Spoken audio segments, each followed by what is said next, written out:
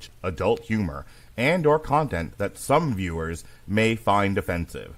The views and opinions expressed by any one speaker does not explicitly or necessarily reflect or represent those of Mark Radulich or W2M Network. Please listen with caution, or don't listen at all.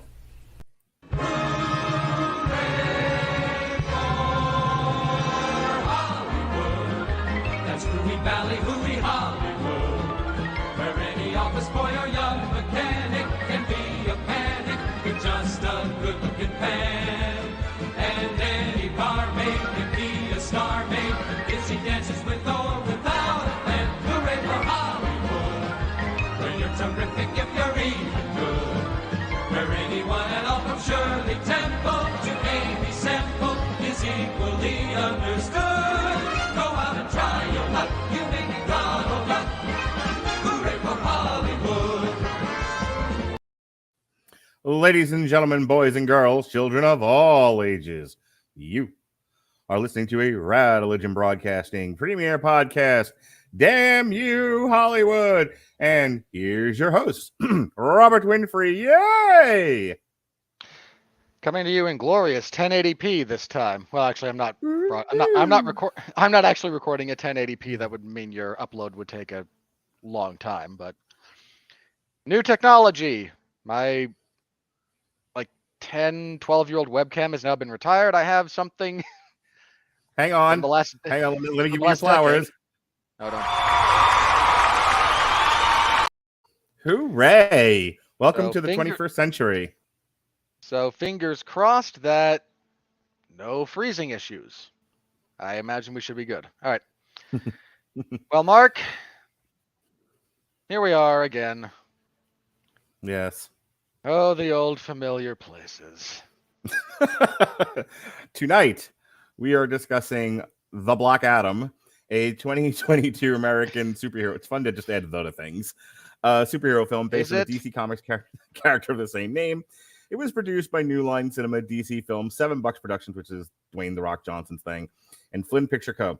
It is a spin-off of the 2019 movie Shazam and the 11th film in the DC Extended Universe. It was directed by Jaume Collet-Serra. Directed by... Look, hold on. Let me start my criticism of this with the following. Uh-huh. This was directed by, Zack Snyder's perpetual second unit director. That's what it felt like. So here's what this particular director has done of note. Last year he did Jungle Cruise. So it's not Zack Snyder's second unit director, it's The Rock's buddy. Okay. Yeah. That's fair. The Commuter from 2018. The Shallows. Run All Night. Okay, apparently he works a lot with Liam Neeson. Nonstop. Starring Liam. Okay, literally every single one of these Liam Neeson. He's done a lot of B quality Liam Neeson vehicles. Yeah. A 2009 psychological horror film named Orphan. Orphan's not terrible. Goal 2, and the only movie of these that you might have actually heard of, 2005's House of Wax, which was his directorial debut. So again, this is a guy who doesn't do... Jungle Cruise was easily the biggest thing he'd done to this point. Yeah. So also starring in this movie is Aldis Hodge as some version of Hawkman, Noah Centineo, who plays Adam Smasher, Sarah Shahi, Marwan Kenzari, Quintessa Swindell is Cyclone, and Pierce Brosnan plays Dr. Fate, a very confused, a very befuddled Dr. Fate. Can we just take a moment and appreciate the fact that at least one actor has emotional range in this movie, and it's freaking Pierce Brosnan? Yes. Everybody else had some real difficulty acting against the green screen. There's a lot of special effects in this movie, and it shows. I want to talk about some of the... as I was pulling up the web pages and preparing... I feel like Pierce Brosnan's the only one who understands how to read between the lines. Here's my lines of dialogue, and he knows, so let me intuit what my character actually feels about this. Whereas everyone else is just, these are my lines of dialogue. I will read them. Nothing is explicitly stated. So I was pulling up the web pages, and the first thing I see when I pull up, once I got past the, which we'll talk about this later, obviously, the audience score versus the critical score. First thing I see is our good friend Amy Nicholson.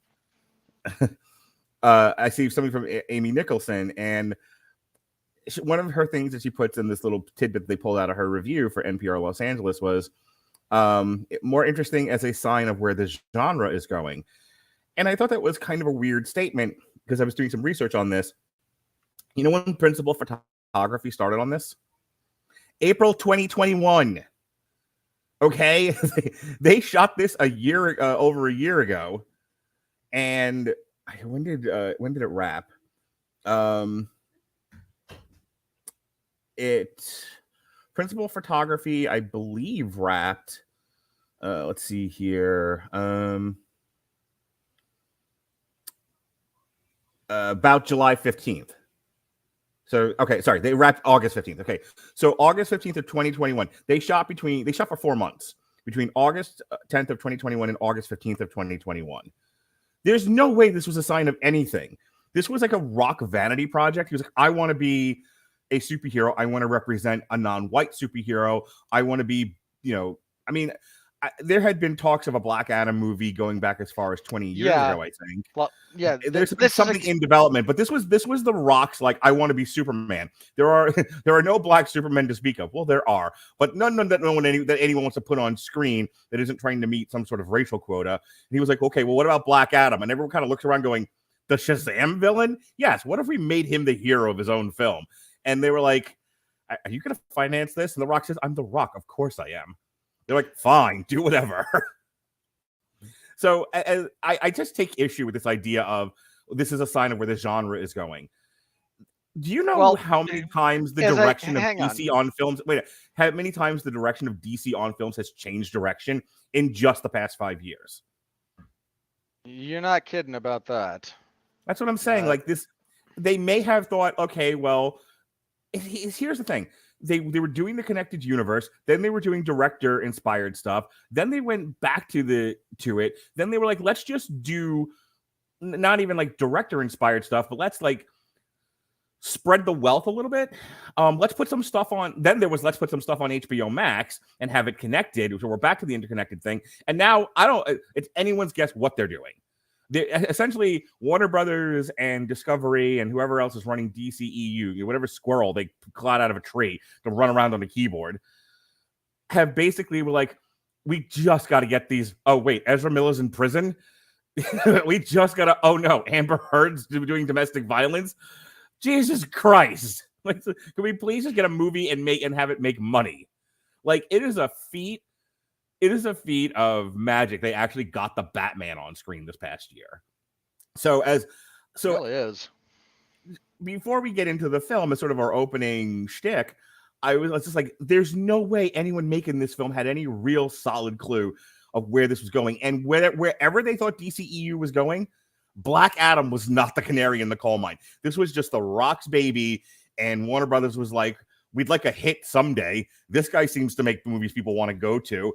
I can't see where this will fail. Yeah, you're not wrong. And to be fair, the notion that this movie might be two things. One, the genre. There's not a billion subcategories of this. Right. Like, when you say the genre of superhero films, when you have everything, or superhero television and films, you have everything from fucking Moon Knight to Shazam, to She-Hulk, to The Punisher, to the Batman. Like, what genre would we be referring to then? Yeah, that's my big gripe with that. Like, this is inherently a wildly varied, genre. Like, it's a little bit like saying, boy, that Megadeth album sucked. I'm sure you're worried about the state of rock and roll. Right. Like, hey, I didn't like that last one here. I didn't like that last sports film that Adam Sandler did. I sure hope there's, the genre of sports film isn't going to be affected by it. Yeah, Adam Sandler movies are really not. Adam Sandler movies are not doing well. The comedic genre seems to be in a downturn. I feel like America has lost its funny bone. Comedy is dead. Yeah, so what are we doing here? Now that said, when you can sort of extrapolate an interesting conversation about, I'm not going to say the genre, but the dominance of superheroes. Because again, wide array of ranges. You can take this stuff and whatnot. But if you want to look at how this is performing and is projected to perform relative to some other Marvel fare, and I say that not to dump on Marvel, but if we're going to talk about the direction of the big budget blockbuster comic book inspired film, which is what this is, then you can draw some interesting comparisons and some interesting projections about this relative to that, but not the genre of, again, superhero films, because this is not emblematic of that at all, I don't think. No, this just absolutely screamed the Dwayne Johnson vanity project. I want to be a superhero. I'm a big star. Okay, what do you got for me? We got this Black Adam character. Perfect. This will sell in the Middle East. Done. And that's it. That's as much thought as I think went into this. That said, I don't think it's a bad movie. I think it's a slight movie. Let me be clear. I'm going to let you get into your plot synopsis here. Okay. I don't want to get too much into the craft review, but my kids are always great to watch movies with, because I get out of this. First of all, my kids loved it. They thought it was fantastic, and I'm sure they did. But here's the thing: they're not watching with a critical eye. They're watching as a general audience member. That's what works about this movie, is that it's very crowd pleasing and it's very slight. It touches on some things that are interesting, but not in any way that is interesting. I don't even think it touches on interesting stuff. It does. We can talk about it.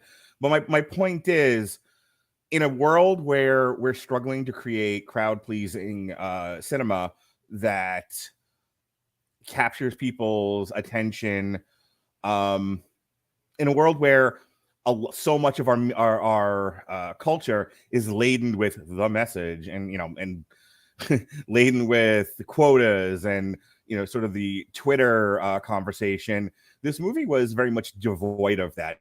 I wouldn't say it's like That's Top true. Gun level, but it was definitely like, we're not really interested in Twitter. We just want to make something that families and superhero fans can come to and have a good time. And in that level alone, they hit it out of the park. Now, there are problems with the movie. We'll talk about them. Yeah. I agree with that. I absolutely agree with that. Like, this is a movie that is very much... It tries to be timeless in the way that good action is, in the sense that you can... there's nothing that dates this apart from elements of technology. Right. If you could have gotten away with the CGI in this movie in 1985, you could have put this there and it would feel right in place. Yep. So with that said, go ahead and talk about the plot synopsis. So we open with a giant exposition dump to what I assume would be a much more interesting movie. About the first country, Mark, don't you understand? This is it. The first time men came together and began to organize and build before the Greeks, before the Romans, before the Egyptians. Never mind the fact that, dude, just as an aside, I'm not kidding about this. Do you know how long the Egyptian Empire lasted? Thousands of years. Technically speaking, Cleopatra was born closer to the invention of Bitcoin than she was the completion of the pyramids. Okay. So just for the record, there were actually ancient archaeologists who were ancient Egyptians. Nice. That's a thing. There's records of that. It's kind of cool. But at this, in their defense, the what is it? Kahndaq? Kahndaq. I mean, it's an invention of comic book writers, and these comic books were written for kids. Let's not beat them up too much for. I'm gonna beat them up. It's what I do. Mark, I let you be you. Let me be me. Fine. In the distant past, there was an evil king who sought unobtainium. Other fake element, Eternium. No, wait, adamantium. No, wait. What's the one in Age of Ultron that the Wakandans have? Vibranium. Vibranium, that's it. And he has to displace all the blue Smurfs who live in the tree that's on top of. Nope, sorry, still wrong movie. Mm-hmm. He enslaves people. I believe they were looking for Sneetches. Yeah, there was some of the look, and then the problem was the Emperor had a star on his belly, and the others had none on theirs, and it just became a whole thing. And so they sought a hero, and out came the Lorax, and he spoke for the trees. Don't you understand? Only to be chased off by the pants with nobody inside them. I can keep going with Dr. Seuss references. This is not like I will beat you at this. No. Go back to the place prefix here, ranium. So people are oppressed and enslaved, and they're trying to get this stuff to melt down and form the crown, wherein they can channel the power of the 6 great demons. All right. But I do enjoy the fact that the demons formed a caucus, and a raucous caucus it was. But a hero arises, don't you understand, Mark? A young boy. Because nothing inspires the populace like an adolescent male. A preteen even. Who's whining about something such? But you have to understand, he rallied the people, and he showed such bravery that the Council of Wizards, you might remember them from the Shazam movie, but there was only the one left at that period of time. They draw him forth and imbue him with the power of the gods. Different gods than the heroes that they give Shazam, because, of course, and send him back, and he fights the evil monarch. Don't you understand, Mark? He fights the patriarchy. He throws off the oppressive shackles of the systemic racism with a giant explosion.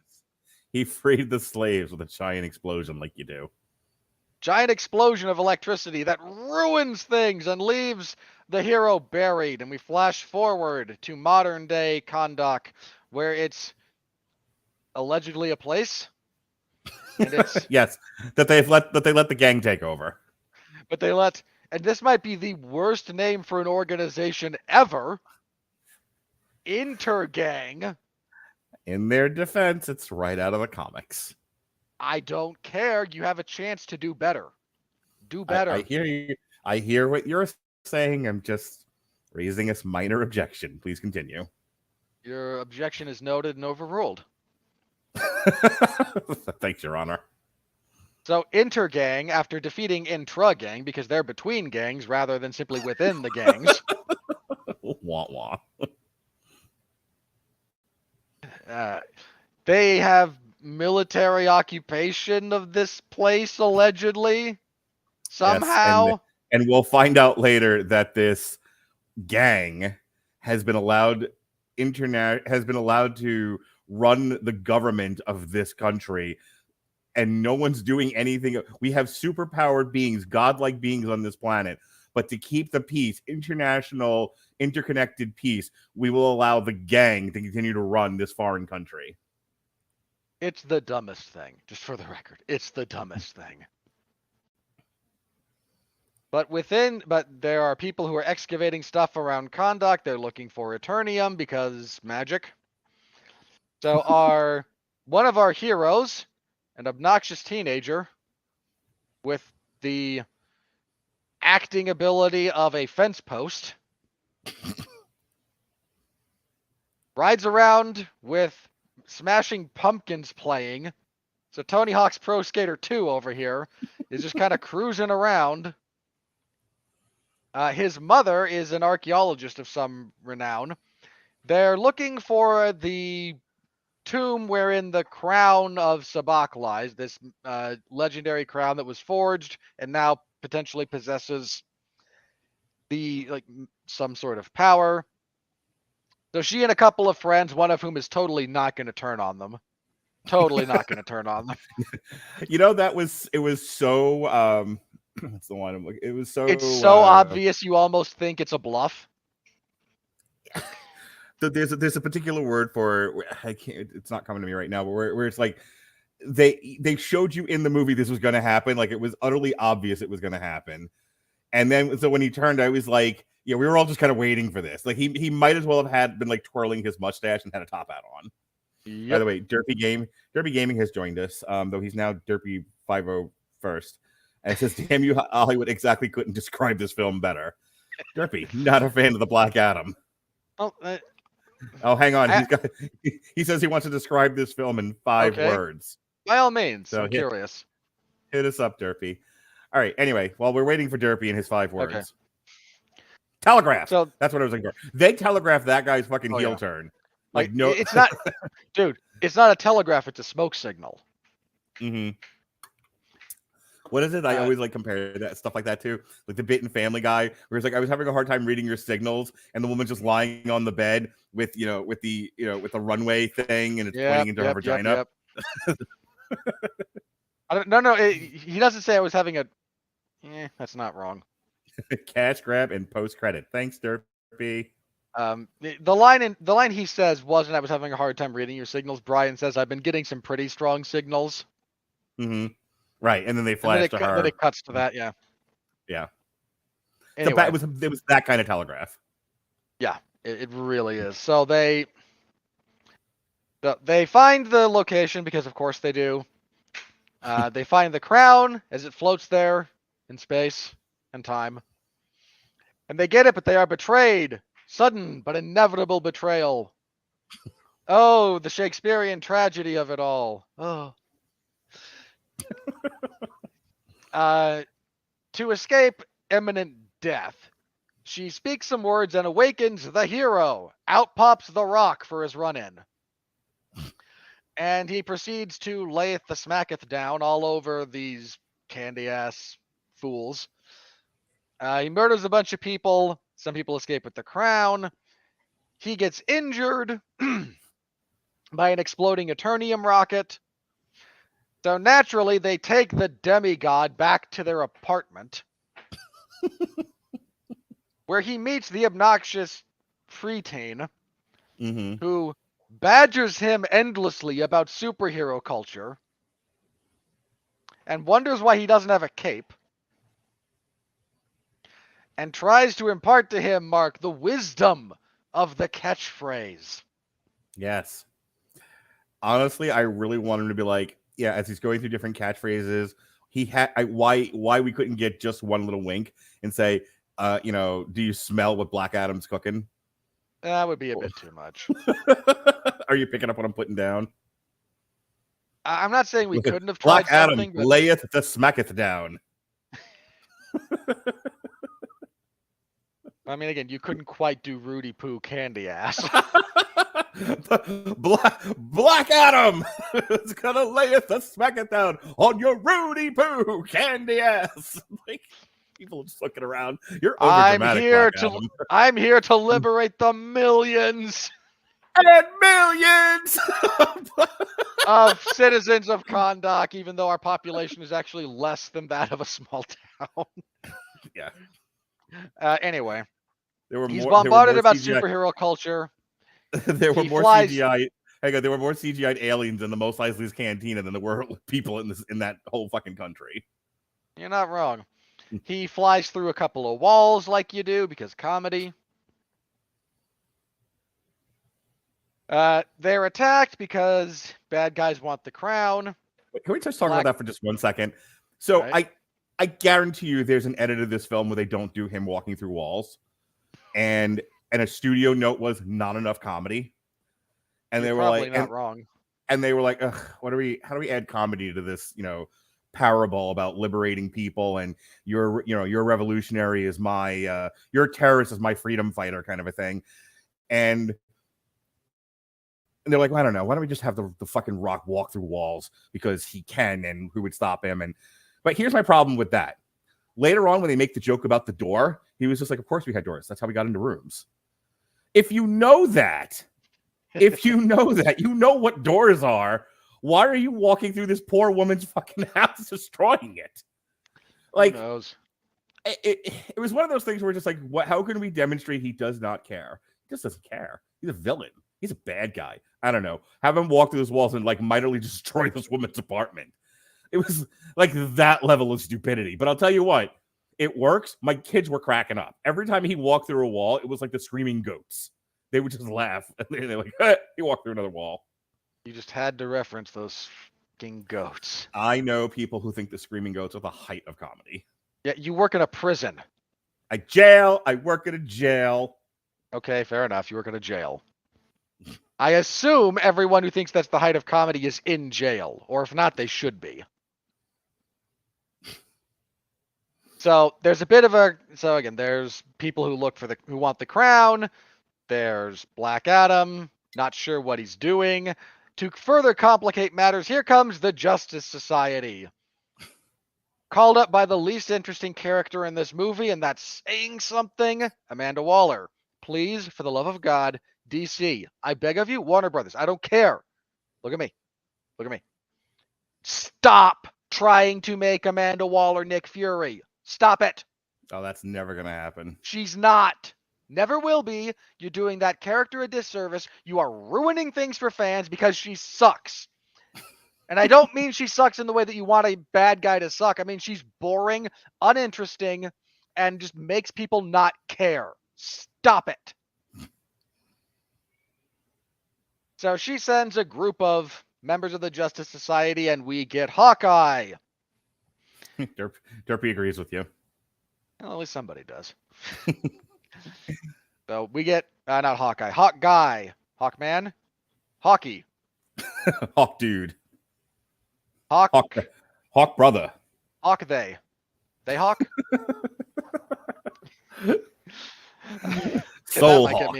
That might get me. I'm a soul hawk. He's just Hawk, like Shaft. He's a bad mother. Shut your mouth. I'm talking about Hawk. See, tell me it doesn't work. Anyway, Hawkman, Dr. Fate. Hawk on, hawk off. Dr. Fate Hey, shows hawk you. as does the aforementioned characters. Mark mentioned them, Cyclone and Adam Smasher. Adam Smasher, the nephew, grandson of the Fonz. Can't believe I didn't think of that, but Mohawk, yes, thank you. Thanks, Zach. Well, hang on. When the next one shows up, then there's Mohawk, because there's more of them. Mohawks, and you can shake a stick at. So the second generation Fonz, along with Cyclone, they all head out to Kahndaq to deal with the giant rogue metahuman that is Black Adam. And you've just got to get him to say the name of Shazam, because that's where his power comes from, and then we can totally take him out. But we got to get him to say that. So they show up and they fight with Black Adam, and this tends to go badly for them because Black Adam is incredibly powerful. But in this skirmish, Dr. Fate realizes, wait, you have the crown of Sabak. And rather than try to deal with the incredibly dangerous, potentially world-altering evil artifact, he lets... Next film, no Hawk. No Hawk. How about, hey, I got one for you. Keep going. Right. I'll just put it on screen myself. All right, you do that. So rather than deal with the artifact, he resumes fighting Black Adam. Ultimately, the crown is nearly stolen. The kid gets abducted by, again, the tragic, totally wasn't going to turn on them, uncle, who shoots the fat guy, because the fat guy has to get shot. Sure. Right in the belly. Well, that's how you know he survives, because there's so much, Clearly, this is not a fatal wound. Why would shooting someone in the abdomen? Hey, listen, Mr. Orange bleeds for most of Reservoir Dogs when he got shot and gut shot. Hurts like hell, but you won't bleed out. You will. You totally will. Eventually. Just saying. So they abduct the kid and use him as a bargaining chip to get the crown back. Eventually, they locate the crown from its crappy hiding place. But, crappy hiding places work plenty of times too, so I'm not actually bagging on that. They argue briefly about whether or not they're going to give the crown to the evildoers. And rather than listen to any of the super-powered people who say this is a bad idea, our one normie, who's like, no, as long as they have my son, we are doing this and we are getting him back. And I'm just sitting here going, why are we listening to this woman? because This is she is not- woman. Because she this is a is- woman, she must be listened to. She is This token is- broad in this film. This is not your area of expertise. Look, if you are any kind of scientist in a movie, everything is your area of expertise. So they eventually make a trade. They deliver the crown, but there's a stupid twist in here briefly about The Rock wasn't actually the hero. Like the story has been distorted over time. He wasn't the hero. His son was the hero, who transferred his powers rather than splitting them like Shazam did. He simply gave them to The Rock wholesale, and then was struck down by assassins from the king. And then The Rock went on a rampage and murdered a bunch of people, like you do when your Like son you do. dies. Yep. Oh, Hey, no, sorry, I forgot. Our Judas is the last living descendant of the king of Kahndaq, who was murdered by. What Played by the same actor, 4-year-old even. wrote this? The kind of 4-year-olds that know what an 8-year-old and an 11-year-old will like. He gets the crown, but he dies in the process. And we think all is well. And Black Adam, after, again, expressing that I'm not the hero, my son was the hero, he was the one who wanted to liberate Kahndaq.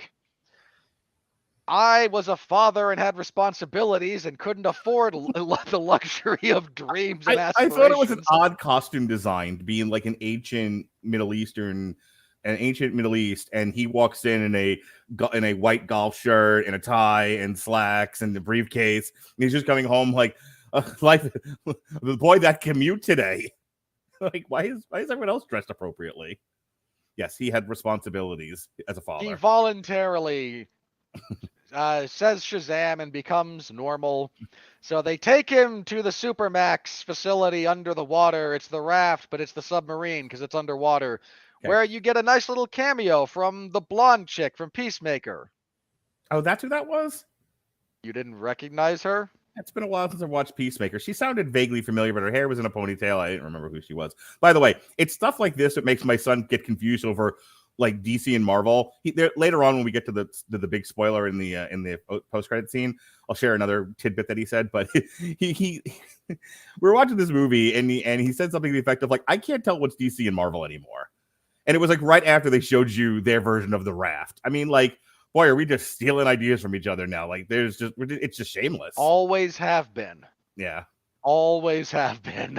I kept, when they introduced Dr. Fate originally, I kept waiting for my son to just look at me and go, all right, who came first, Dr. Strange or Dr. Fate? Because what the fuck? So they imprison Black Adam, and all looks to be well. But alas, there is... I imagine there's a version of this movie where that's it. That's the end. Mm-hmm. We have a tight 90-minute movie. But no. Now, for reasons, because no other reason than the author decided, no, dying while holding the crown sends you to the afterlife, wherein the demons will imbue you with their power. In the afterlife. Da-da-da-da. So our turncoat is imbued with the power of the demons and returns to the mortal world to raise hell on earth. And we get the skeleton army from any one of the Disney Halloween cartoons. I have jokes about that. Yeah. He comes back, he beats the Justice Society. He goes to sit on the throne of Kahndaq because apparently the piece of rock there is now somehow important to all of this. Well, in the last Daddy Standing death match between Effie and Paro, you had to win by sitting on the throne. So apparently that's just a cultural thing now. I don't know. I'm reaching. You know my favorite thing Paro's done? What is your favorite thing that homosexual wrestler Paro has done? Got massacred in MLW by Mil Muertes. Oh, did he really?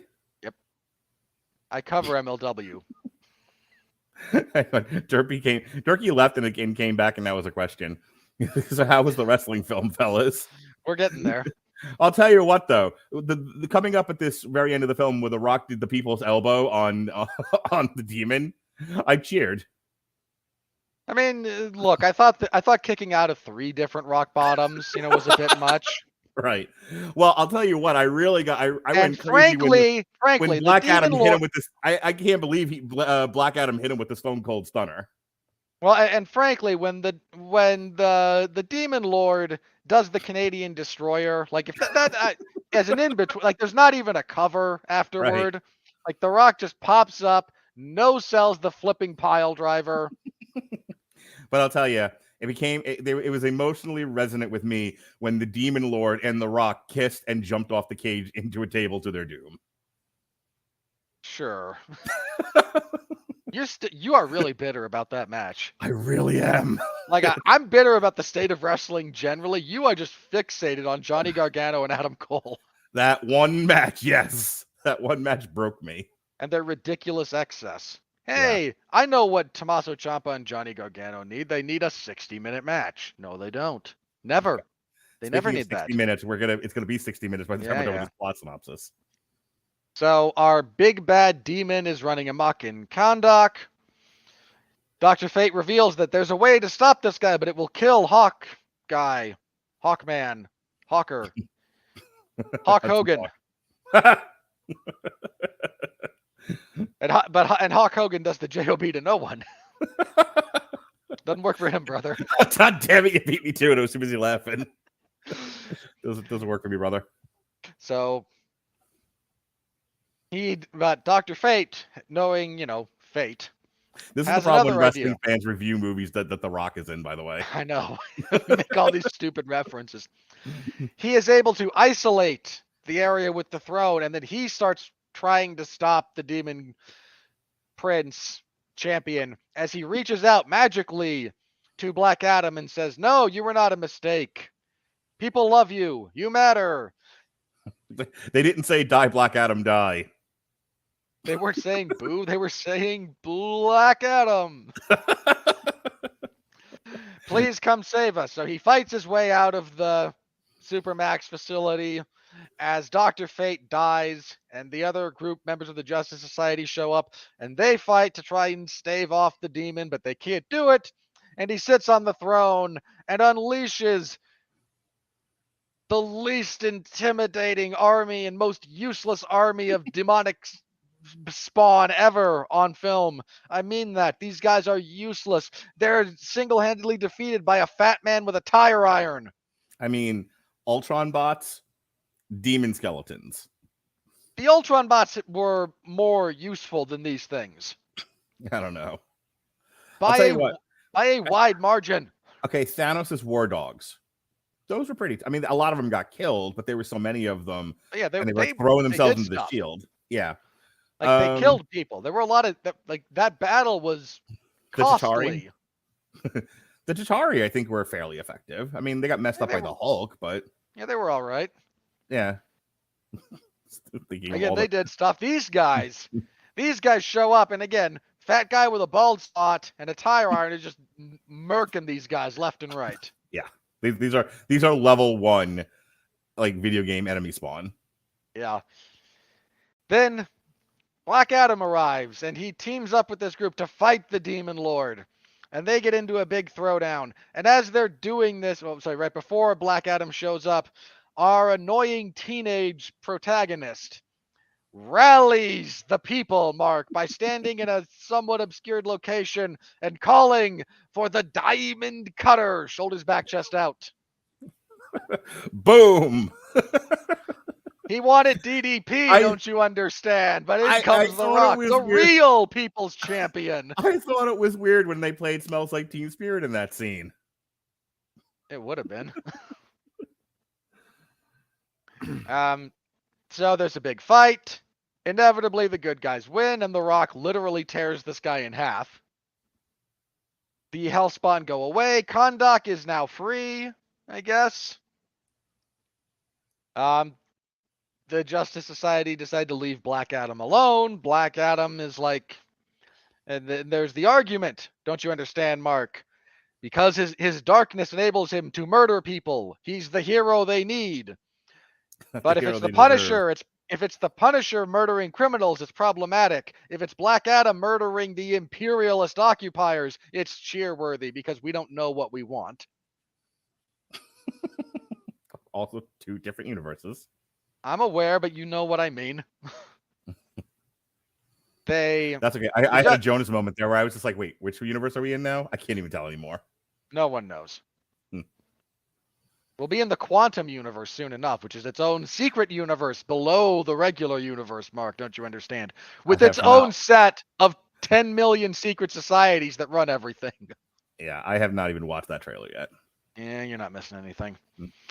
So that's how that ends. Kahndaq is apparently free. The Black Adam destroys the throne of Kahndaq, this ancient archaeological relic. I really wanted him to like go into a whole thing about how we're gonna have free and democratic elections, and this gonna like just do the whole ending from Fistful of Dollars at or Fistful of Yen at the end of the Kentucky Fried Movie. It's just like, and we'll have fresh milk. Just keep going. Yeah, a chicken in every pot. And that's more or less where things end. And then we get a mid-credit scene where a hologram of Amanda Waller shows up and everyone walks away. She tells Black Adam, fine, if you don't want to stay in my prison, you don't have to stay in my prison. But if you set 1 foot outside the borders of Kahndaq, then, ooh, buddy, you better not do it, mister. And he's like, but I could just conquer things and expand Kahndaq's borders and still technically be within your rules. But because you're stupid. You're a stupid character. Written stupidly. Right. And I know we spoil every single movie that we talk about because we do film discussion and not technically movie review. So again, if you for the next 6 seconds, just cover your ears or some shit, or press the 15 seconds ahead button on your podcast catcher or whatever. Remove the little needle, because in the post-credit scene, so he blows up this drone. But Amanda Waller has now threatened him, don't you understand? Amanda Waller, Mark. Yes. Is the big bad. She's the one who decides what our heroes do and what they don't do. So when she threatens Black Adam with people not from this planet, and Black Adam says, fine, send all of them that you got, I don't care.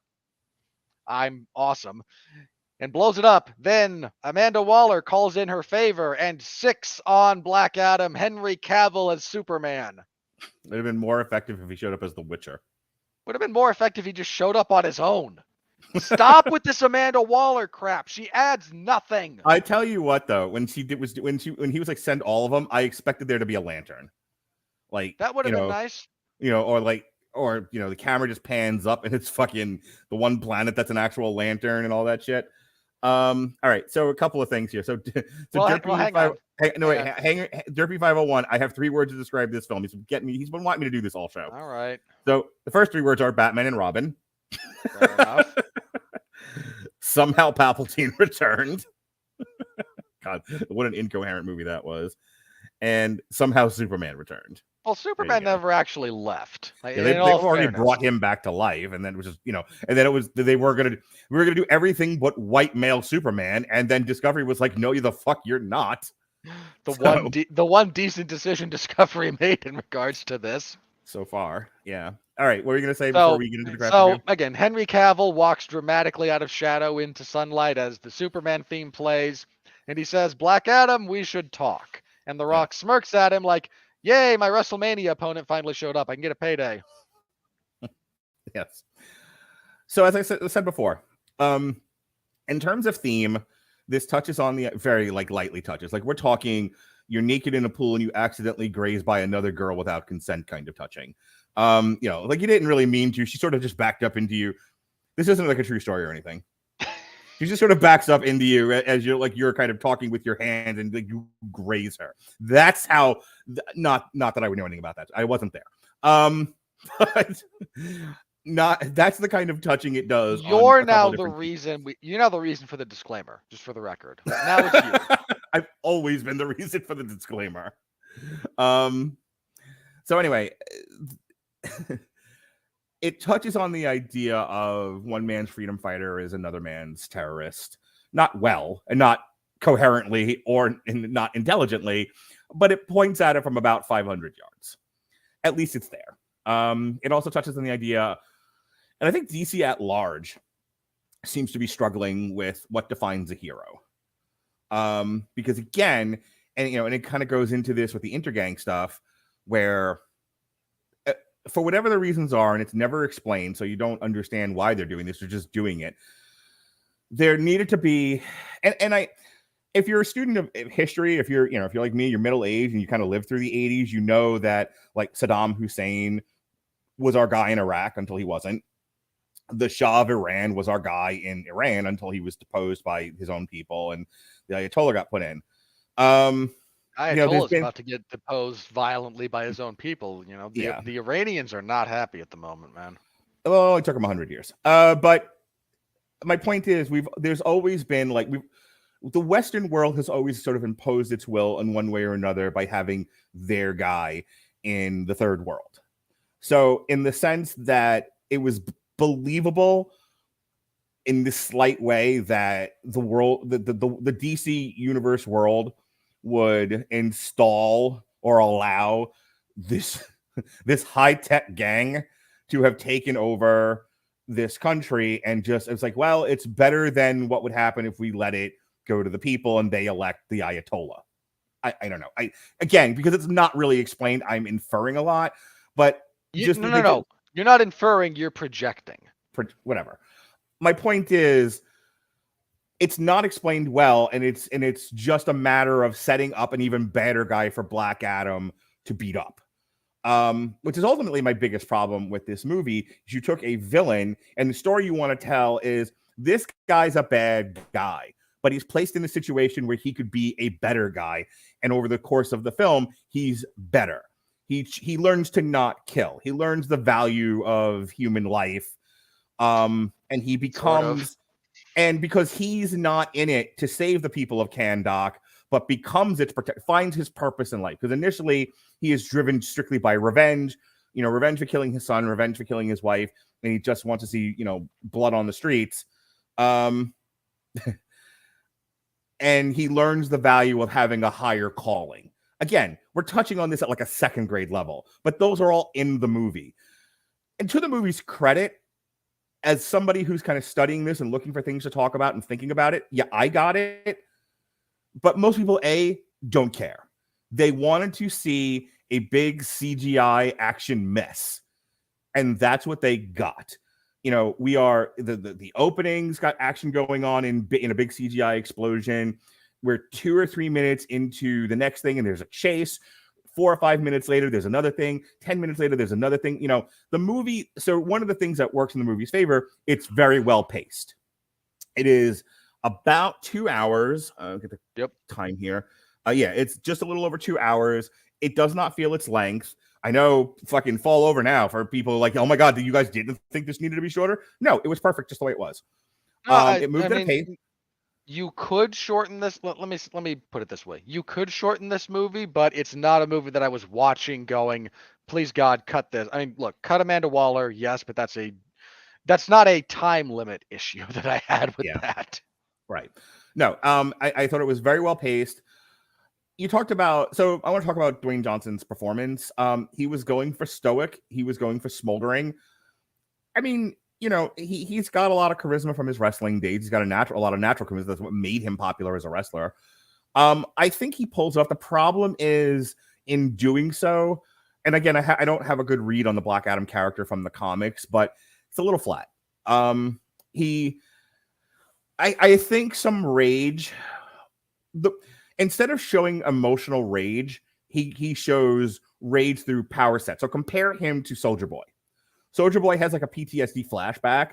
He's starting to lose his shit. He blows up. Literally. The build up to him exploding is much more interesting than the explosion itself. Yeah. Though I would sit here and argue there are probably people who prefer the explosion. Could we just get to it already? So my point is, with The Rock, with Dwayne Johnson, I just like 40 years later, I'm still calling him that.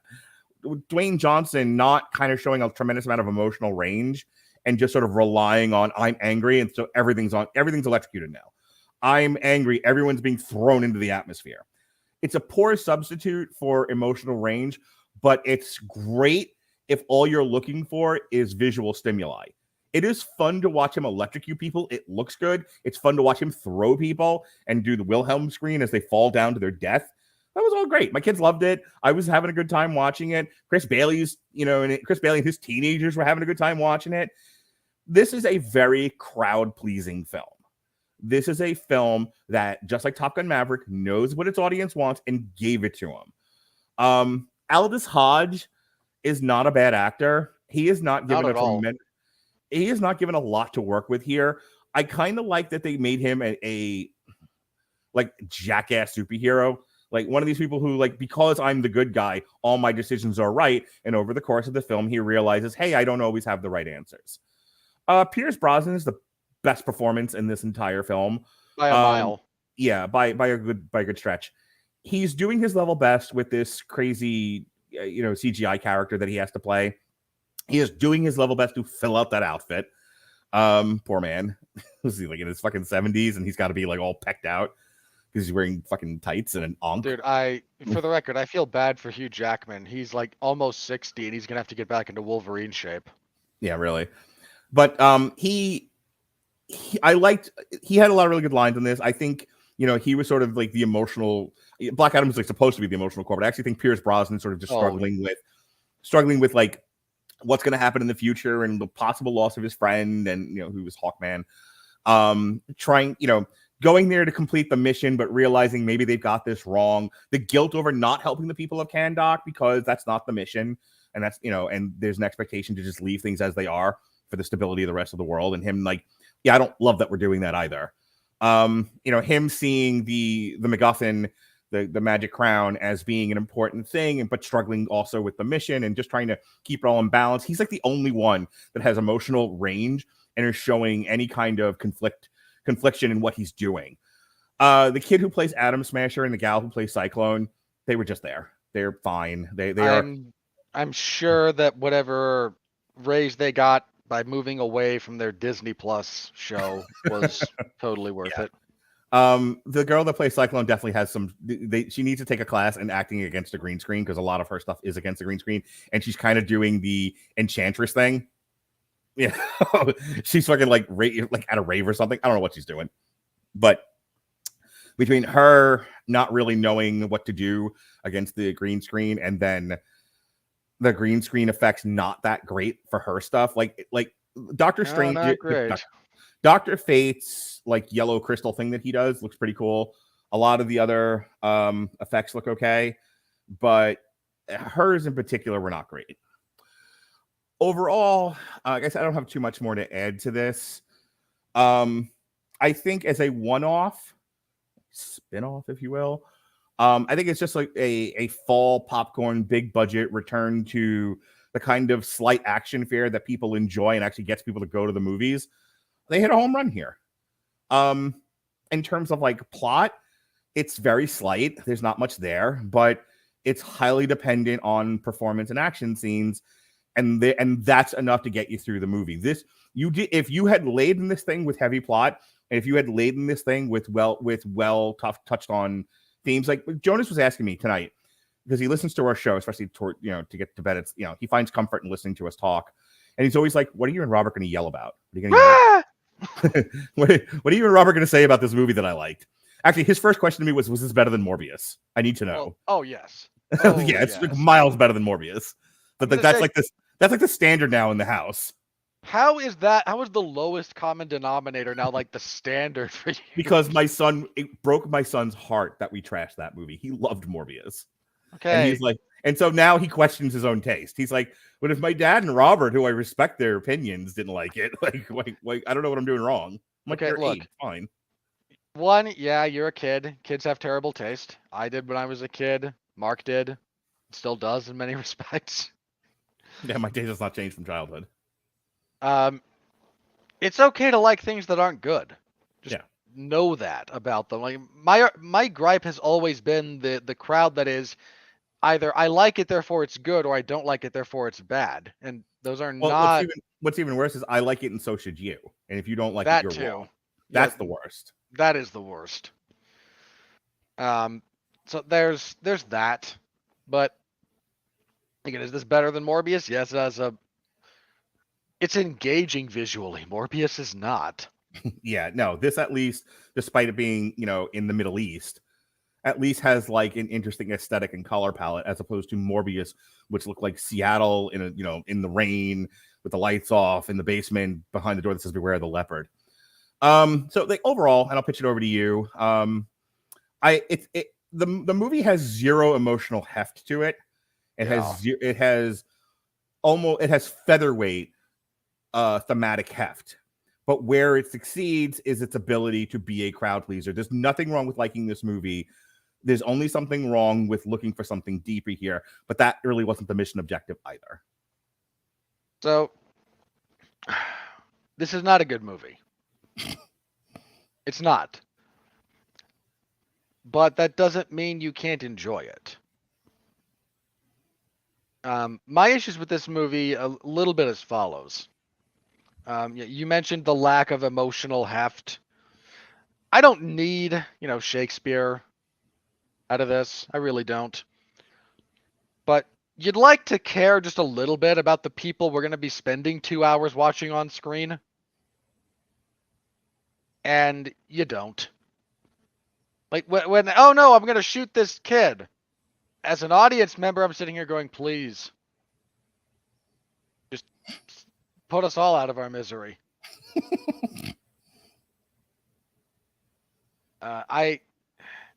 It's never explained to any degree why Black Adam doesn't just murder that kid. He was disoriented.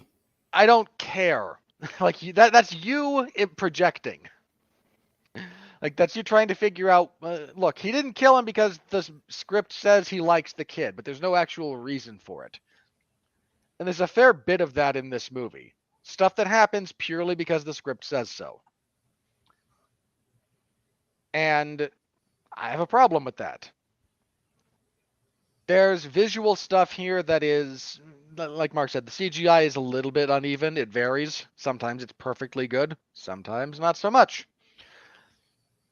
There's a lot of Zack Snyder visual influence here. The slow-mo, the cutting around to different characters as we like slow-mo to a big climactic pow. Like that's all over the place in this. Yeah, the director of photography in this movie has seen 1 or 2 superhero films. It was kind of like Smile in that sense. It was like, what do they do in superhero films? The 360 shot, slow-mo, big CGI effects, like all of that, just all of it. All the things you see in the Avengers movies, do that. Right down to the big beam in the sky. Oh my God, my son elbowed me. He was just like, we got one. We got a laser in the sky. I'm like, you're so mean. And then an army of faceless goons. Yeah, they really just like, does anyone have an extra Avengers script lying around? Let's start crossing off names. To The Rock's performance, I get what they were going for. I think it was a mistake. I think there's a better way to do this. And again, it's giving him a little bit more emotional range. Dwayne Johnson has good facial acting. He's a very emotive guy. Go look at him in, what is it? Not the program. The one where he's the football player and he's raising his daughter. The Game Plan, yeah. He's great in that, but like a lot of it's like comedic acting and like what he does with his expressions in his face. Yeah, he on a more serious note, there's a kind of thriller, a revenge thriller that he stars in called Faster, where he does a lot of emotional acting with just his face and his eyes. He can do it. He's good at it. I think they needed to give him a little bit more to do in that respect. And because in this case, I think it's down to direction. They directed him to do this. And again, I think it was a mistake. I think there's a better way to do it. Mm-hmm. Our entire finale sequence comes out of left field in the worst way possible. Can I tell you? I looked at my thing. It was like 7:15. We caught a 5:15 movie. So when he's just like, I'll say the words, but I'll never say them again. And he says Shazam and he turns back to normal again. I'm just like, all right, roll credits. We're good. He learned that being an all-powerful God is not all it's cracked up to be, and he surrendered. the emotional, the plot of this movie has been resolved. We're good. I completely forgot about the guy with the crown. Yeah, again, it feels very tacked on, and it only happens because the author wants it to. There's no other reason for it. And I'm almost wondering if that was the original ending. I assume the whole thing was get him to say his name and surrender his powers voluntarily, and he does. Plot resolved, and they handed the script in, and Warner Brothers was like, "Are you out of your fucking minds? If him and Zod don't destroy the city, why did anyone come see this piece of shit picture?" And they just wrote that ending on, because my God, the CGI in that scene looks like it was tacked on at the end. Really, they gave that to the people who do Marvel CGI. Like, hey, while you're working on Doctor Strange, like, fuck off, just fuck off. It's a real problem of writing, real problem. Again, the crap with Amanda Waller, that character needs to go away. I absolutely mean this. Please stop. Some of the fights between Black Adam and Hawkman, they were fine. Like, there's nothing memorable about them, but they were fine. Like, yeah, they were believable action fight sequences. Like, okay. I'll tell you, my son said something really interesting to me on the way there. He was like, "I don't think this movie's going to be good, and you and Robert are going to hate it." And I'm like, "Boy, that's easy money, but why?" It's like betting on the fucking sun coming out tomorrow. But he was just like, "Well, Black Adam has all of Superman's powers, yeah." I'm like, "He does, Jonas. He's all powerful." And he was like, "Okay," and nobody can beat him. Not the guys that they have going up against him. No. He was like, "Well, then every fight scene is going to be tensionless because you can't beat the guy." Not wrong. My 8-year-old came up with that. Well, let me just very briefly, to the credit of this film,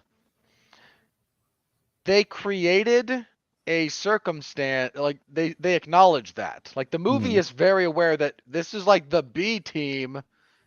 Like, we've got the goobers from the Dungeon of Doom running in on Hulk Hogan over here. Like, we don't even have the Yeti for the awkward humping.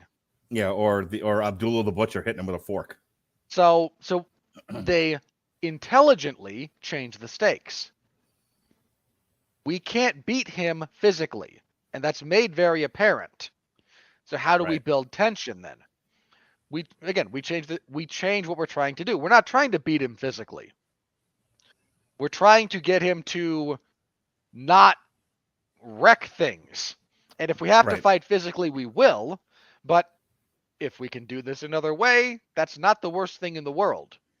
And I think my only problem with that, to Jonas's point, is you have Superman level power, you have not Superman level heroes, and there's other things going on in this movie that we could be talking about, but because nobody wants to see those things, all you get is a fist fight. It's one fist fight after that. Well done fist fights, don't get me wrong, but it's a fist fight, then a gunfight, then a chase scene, then a fist fight, then a ransom negotiation, then an explosion, then a fist fight. Yeah, I could just hear like Chris Bailey right now, the Chris Baileys of the world, but Radulich, you're asking too much of this film. You're asking a 5-foot guy who isn't Spud Webb to dunk a basket. Like, okay, lower your expectations, but I think that's my problem. It's that I can see why critics didn't like this. It is you want there is such thing as a crowd pleasing, and Infinity War. Infinity War is probably the best, most best example of a modern action movie that goes deep. There is a lot going on in Infinity War. It is a near perfect movie, and it asks a lot of its audience. But that's okay because it delivers on its own. Not a lot of movies, there's not a lot of talent out there to create another Infinity War, and there's not a lot of Infinity Wars out there.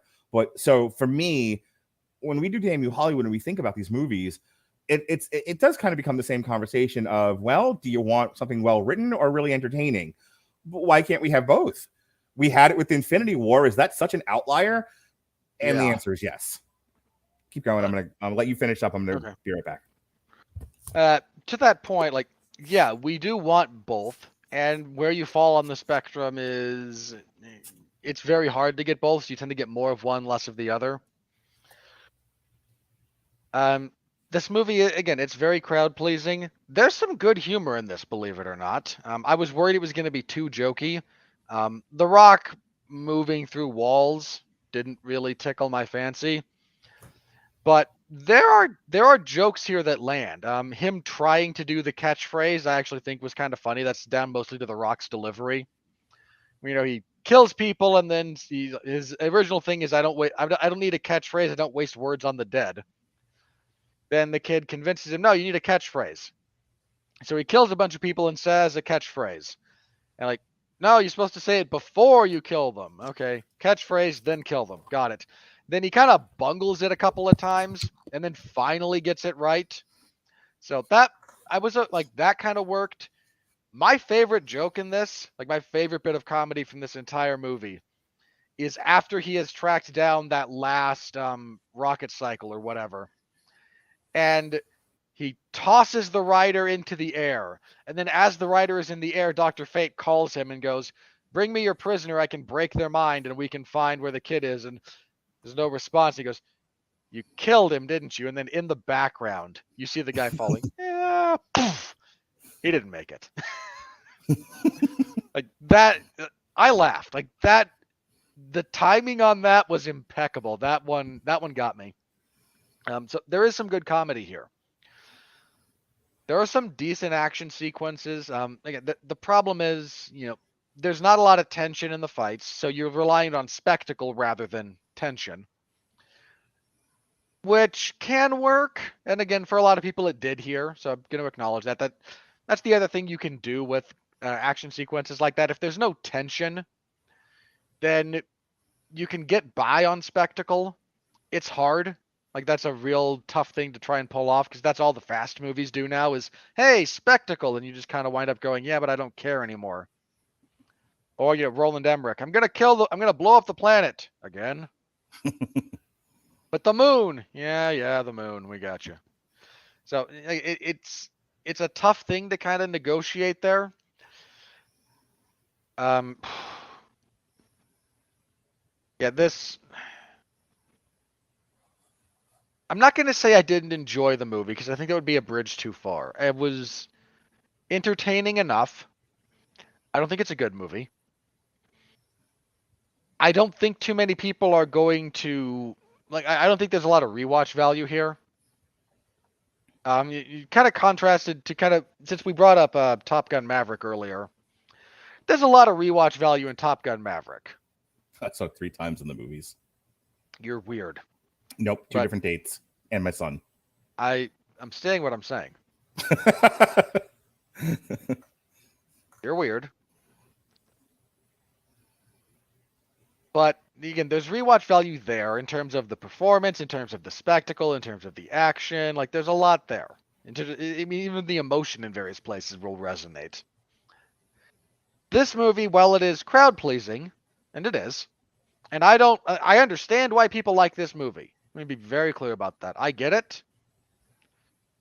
There's movies that I like that I would make these same arguments about in terms of it's not good, but I like it, and here's why. So I was mostly entertained, but it's not a very good movie as a general rule. And I question the rewatch value. This thing's going to make money ultimately, and we'll talk about the money in particular in a minute. But, okay, so the last thing I think we should, again, I want to give Pierce Brosnan a mountain of credit, because he could have phoned this in. No, he took it seriously. He didn't. And good on him. He absolutely, he's the character with emotional weight behind what he's doing. He's the one whose relationships with the other characters kind of matter. He's kind of the voice of reason in addition to being a little bit quirky. He's got the cool power set. he does stuff that's cool relative to what everyone else does, which is, it's not boring, but it's not all that interesting most of the time. Right. So what do you think? Black Adam's gonna fly around and maybe shoot some lightning?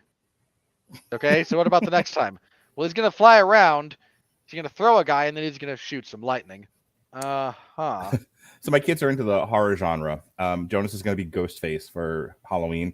My daughter is a broken baby doll of some description. Right. And just picked out a costume at the Spirit Halloween store, and it's like broken baby doll or some shit. Again, both into the horror thing. And that was one of the things I thought about while watching this, especially that opening scene where he starts frying a bunch of guys. Because after a while, they stop showing you the gore. And it's just guys gets flying everywhere. He's in a couple of different fist fights with Aldis Hodge. So the gore kind of comes to a halt. But like in the beginning, like you could have argued for I don't know what the rating on this was, but 13. You can't. Yeah, and I think it kind of earns it, especially that first act. It earns the 13. Like the first one of the first guys he kills, like he grabs him by the throat and then electrocutes and melts him. Yeah, and they kind of show you some of that. Like it's not quite what's his face from Indiana Jones and the Raiders of the Lost Ark. It's not quite Raiders, but with his face melting off. But yeah, there's that. I mean, that first act where he takes out the Intergang guys in the tomb, like he fries a couple of them. Like you see him like scorched down to the skeleton. It's a little gross. Not turn my stomach gross or anything, but like I kind of looked over at my kids and they're just like, like more gore. And I'm like, okay, like we have found the level. Hang on, I was thinking about that because like if you don't know that as a parent, you just think Shazam, Superman, Batman. Oh, I'll take my kids to go see Black Adam. And if you're not into letting your kids see that sort of thing, you're gonna freak the fuck out when you see this. Not to be low lamb chops about it, but yeah, this might not be for some kids. I imagine there's an R-rated version of this script / movie that might be better. He's like using the lightning to like lop people's heads off and shit. I don't know. He hits them with the lightning, they just explode like a fucking frog. So again, this movie is very much a lot of jingling keys. And look, if you want to watch a movie that's jingling keys, and we all do, I'm not above that. I have my jingling keys movies. If this is one of your jingly keys movies, you're gonna have a good time. And you know what? Godspeed and party on. Yep. All right. I think we've now said that 2 and 3 times, so we're good here. Yeah. So with that said, ladies and gentlemen, here comes the money. We're in the money. We're in the money.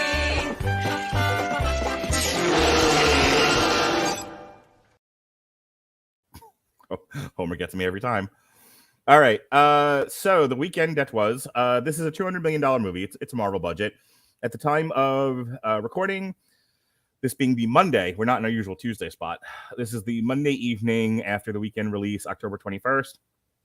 It has made $142.9 million.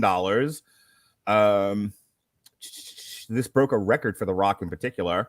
I'm sure it did. As of October 23rd, 2022, Black Adam had grossed $67 million in the US and Canada and $75.9 million in other territories. How would you like to be not the United States or Canada and you're just other? like fucking England, France. None of that shit matters. You're other. Welcome to the US, fucktards. In the US and Canada, the only other one we care about is China. Yeah, really. In the US and Canada, Black Adam was released alongside Ticket to Paradise and was projected to earn 50 to 68 million from over 4,000 theaters in its opening weekend. It made 26.7 million on its first day, including 7.6 million from Thursday night previews, besting the opening day of Shazam, which earned 20.4. Went on to gross 67 million during the opening weekend, the highest of Johnson's leading career. So yeah, this is big for him. Chris Bailey and I have a bet going that it's going to clear 700 million.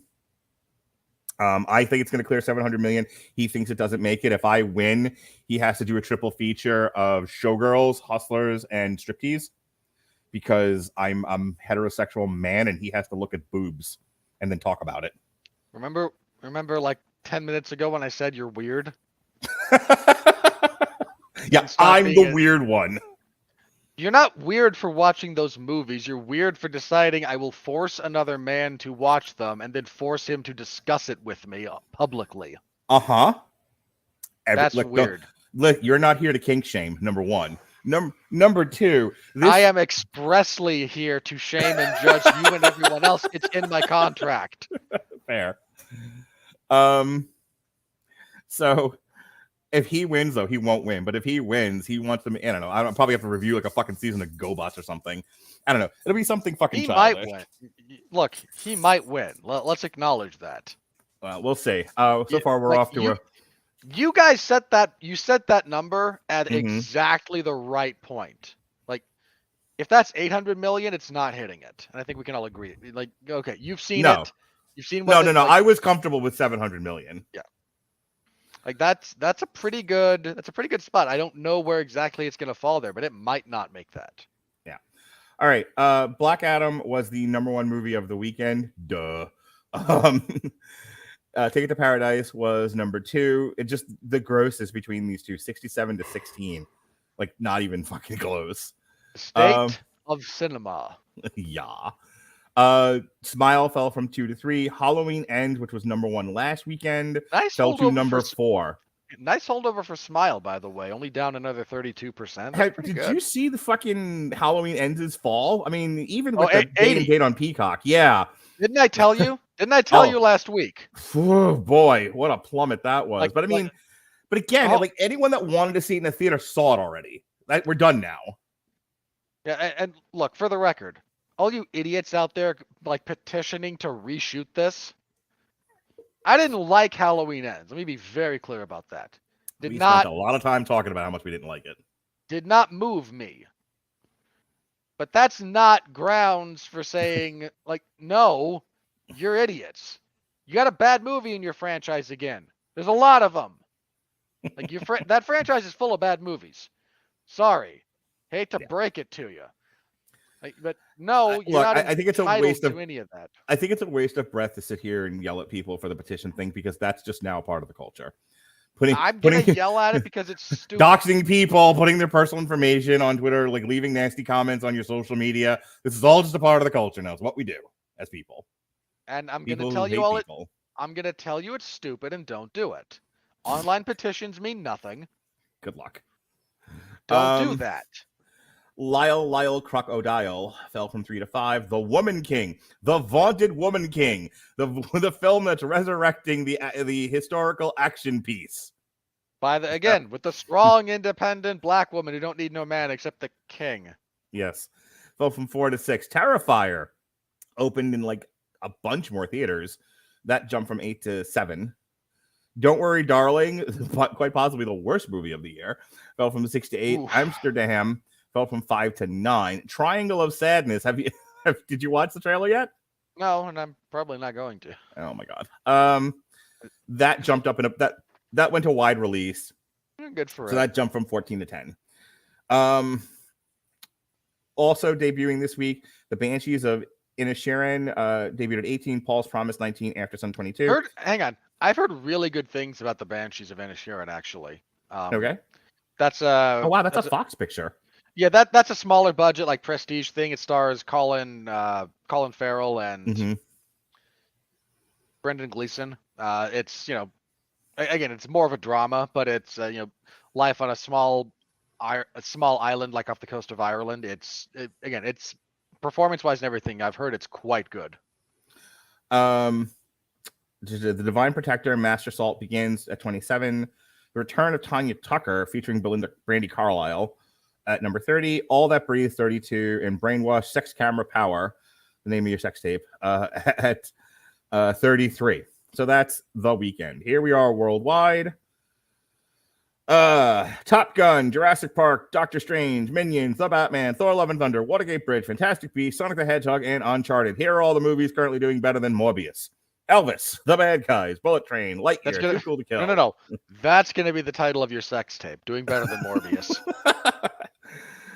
Nice View. Black Adam hitting the leaderboard at number 17. Black Adam already doing better than Morbius. Go get him, kid. Mark is desperately hoping you add another 500 million to your current total. I mean, we had this conversation earlier in the group chat. Just saying. It's got a solid 3 weeks before Black Panther comes out. I'm not saying I'm not saying it's impossible. I'm not. Like I'm not definitively saying whether or not I think either of you is going to win right now. Get back next week. We will have the bet watch for Mark and Bailey, and we will. So the bet, the end of the bet is it has to have made plus or minus 700 million by end of theatrical exclusivity. So if like tomorrow, watch fucking Black Adam on PVOD and you hear someone throw their computer into the street, it's me, Austin. It was me all along. Because god damn it, can I not have a full fucking window to have this bet in? I mean, I assume it'll be 45 days before it goes on HBO Max, but who the fuck knows with Discovery now? I don't know if they're still I don't know if the deal they made for 45 days is still up, or if it was renegotiated. I have no idea what the state of their theatrical window is. Feels like a thing you should have looked up before making a wager. But the world changed in the last, what month are we in? 10 months. When we made that, but that was like back in January. We had that conversation. That's fair. That's fair. That is an old bet. Yeah. So anyway, here's what I'll tell you that's working in favor of my winning the bet versus Bailey's winning the bet. One, this has good word of mouth, and we'll talk about that in the next segment. The critical score versus audience score on this is like a seesaw. The audience score for this, people love this movie. It's like, yay! Not since even before Love and Thunder, because a lot of people didn't love Love and Thunder either. Most people. Yeah, they were kind of disappointed. Let me say this about Thor: Love and Thunder. I touched on this a few weeks ago. I'm going to repeat myself. I hate Thor Ragnarok, but I understand a little bit why people like it. I don't know anyone who I take seriously who's like, Thor: Love and Thunder is a good movie. So you have good word of mouth, which helps in that second and third week of people going to the theater. Like, oh, it's not horrible. It's not disappointing like Doctor Strange. It doesn't suck out loud like Thor. So, if or the Eternals, if the last time you went to the movies and had a high expectation and your expectation was met was Top Gun Maverick, that was May. Okay, that was the end of May when Top Gun Maverick came out. We have June, July, August, September, 5 months. 5. We have been without a kind of big crowd-pleasing film for quite a while. Right. So 5 months is a long time. We see everything and we see it in the theater. But for most normies, 5 months is a long time to see something, to wait to go see something worth seeing in the movies. And with the state of superhero pictures, you might not have seen it opening weekend because I have been offered a blowjob before and it turns out to be a transsexual or something like that. Like, this isn't what I wanted. I was led astray. Not that it was a bad thing. It's just not what I wanted. Once again, you're weird. I think it was an apt comparison. You went into something thinking it was going to be one thing. Turns out it's not what you wanted. Not that it was a bad thing. It's just not what you were paying for. You might be reticent to do it again. Okay. What? So I don't look. If you don't like my euphemisms, that's fine. But they're solid and they work. In your metaphors? Yes, my metaphors. I actually prefer your euphemisms. Fair. Your metaphor game's gotten pretty weak. My metaphor game is creative. Anyway, speaking of blowjobs, back to Black Adam. So I think people are like starving for another totally sexless movie, by the way. Yeah, really. There's no sex in superhero movies. It's fine, unless it's Peggy Carter and Steve Rogers. It's the only time it counts. After they've been married. Right? Or the kind of like tacit admission that Tony Stark has every venereal disease known to man. Fair. So this stands a good chance because people have waited forever to see something good. Now people know that their neighbor likes it, that saw it, so they're going to want to go see it. Then you add in the fact that you have Pray for the Devil, which is the next big wide release. We'll talk about this in a second. Something else, and then like the first week of November is nothing, and then Black Panther. So 3-hour friggin' Black Panther. My point is, you've got fat Namor. This has another solid 2 weeks before it has any competition in the theater. So all anyone's going to go see is, if they go to the movies, they're going to see Black Adam. Pretty much. Anyway, the Lost City and Nope all doing better than Morbius, and movies not doing quite. Movies that couldn't even beat Morbius. Smile, which is gaining. Smile might do it. It needs another 430,000 Is that it? Yeah, Smile will do it. Yeah, let's go Smile. Let's beat Morbius. Then we can end the year. We're done then. The Black Phone, Scream, Death on the Nile, Where the Crawdads Sing, One Piece, The Roundup, Everything Everywhere All at Once, and Triple R. Ticket to Paradise currently sitting at 97 million. Hooray. All right.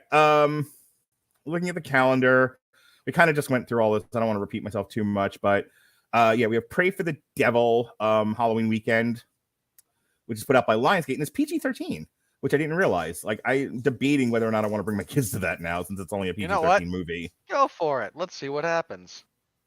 Yeah, Hey, listen. It'll be an experiment. We'll see. We'll see if they want to go see it. For science. And then for science, November 4th, Armageddon Time, which is a drama, which I think if you're a film snob, that's a Focus feature. That's the Universal Prestige Film Studio. Yeah. I mean, people might go see it, but it's not competitive with Black Adam. And then November 11th is Black Panther, and it's it's the only thing in like wide release. So that there is the money. Hey, before we move on to the next segment, I don't have the article ready, and we didn't like prep it before the show. But you saw something, and we were like, "Oh, we should talk about this on the show." Can you 50 words or less the thing about Star Wars that you were talking about? Do you remember? I didn't link that. Someone else did. Okay, but you read it and you had opinions, or we could just move on. But I thought it was something you wanted to talk about. There was an overblown pseudo reaction from one of the comic book resource adjacent properties that said internally Disney considers Star Wars a dead property after looking at the numbers for Andor, which just came out streaming. Mm-hmm. Now, my response to that was, one, if you're trusting this source, you're an idiot. Sure. But didn't fucking Obi-Wan Kenobi do really well? Not really. It didn't do bad, but here's kind of the point that I'm gonna bring up about this. There is a degree to which the numbers are the numbers about stuff like this, and both She-Hulk and Ms. Marvel did not do well. Mm-hmm. Certainly not relative to what the expectations were. Andor does not seem to be doing well. Obi-Wan, I think, started okay, but tapered off. Yeah, when they stopped focusing on Obi-Wan. The Book of Boba Fett. And the less said about that, the better. Uh-huh. So there is something of a potential discussion to be had about what the expectations for some of these streaming properties are.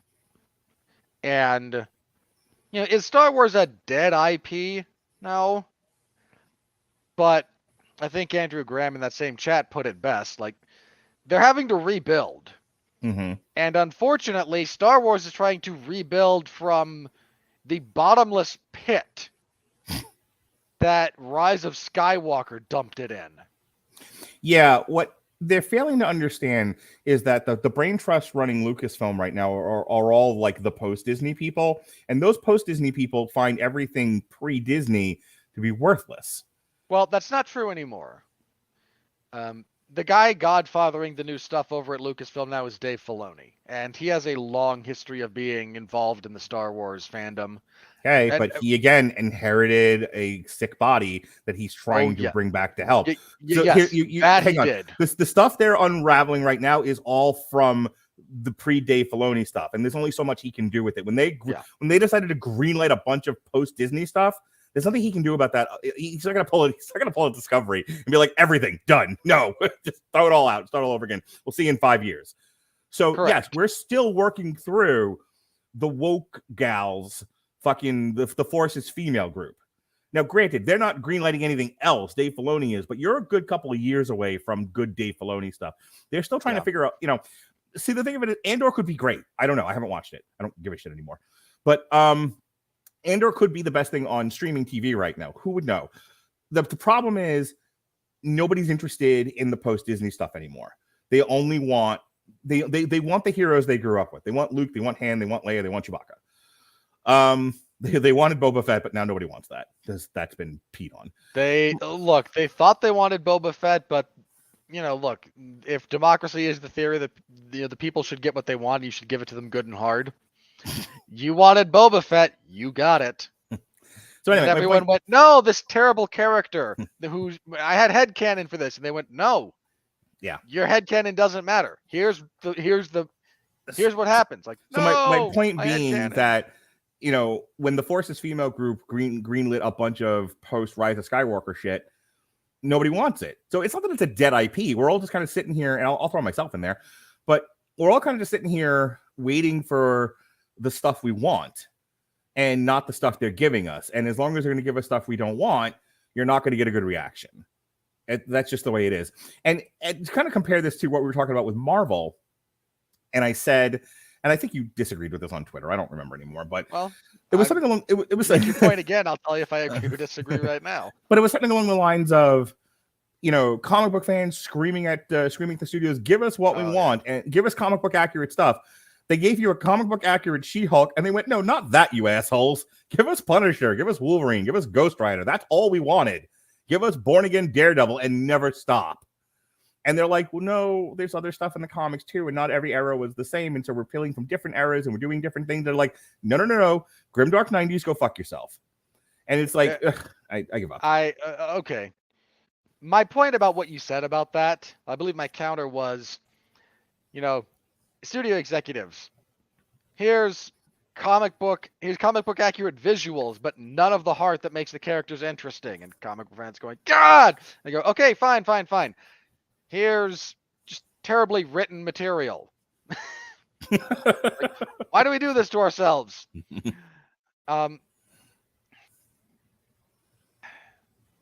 There's if we want to talk about Marvel in a broader context here, I don't. I want to wrap up Star Wars. No, I know, but I'm gonna make this point short because again, this is relevant. This is somewhat relevant to what's going on with Andor. There is, fairly or unfairly, all this crap gets lumped together. Yeah. You're all from the same studio, you're all on the same streaming platform, and there's a bunch of stuff on there that is getting hit with accidental fire. Like, you're taking proximity damage. Hey, we're working on She-Hulk. She-Hulk's about to come out. Okay. Well, Ms. Marvel's out right now. How's that doing? Not good. All right. Well, here's She-Hulk, and there's just a lot of kind of baggage that She-Hulk inherits from Ms. Marvel, fairly or unfairly. And then to say nothing of the baggage that She-Hulk itself engenders, which it does. I mean, whether you enjoy that show or not, I'm not here to judge you about that. But whether you enjoy it or not, there's baggage that show brings on itself, to say nothing of some of the stuff that it does get, again, somewhat unfairly lumped on because of people's experience with Ms. Marvel. Andor's dealing with all that, plus not too long ago, the Book of Boba Fett. And a lot of people were disappointed in Obi-Wan, just straight up. Yeah, because again, they focused on the butchy African-American gal. They focused on her and 10-year-old Leia. Yeah, and look, that character could have been great, could have been awful. It didn't matter. It's just not what people wanted. They were like, give us the further adventures of Obi-Wan Kenobi. And look, people, I'm just going to say this, and this is to all of you who make decisions about stuff like this. If you wanted to tell Reva's story, okay. I beg of you, stop backdooring characters. This is the trick in comic books. This is the trick in comic books where it was like, we want to make this character a thing, so we'll throw into this other guy's book. If I pay to go see Doctor Strange, I'm paying to see Doctor Strange do stuff. I don't want to see him tag along the misadventures of America Chavez. And there's a lot of that. And it's very off-putting. Like, hey, the show is titled Obi-Wan. You're selling it on Ewan McGregor back as Obi-Wan Kenobi. And then it's very clear how little you want to spend, how little time the writers want to spend with Obi-Wan.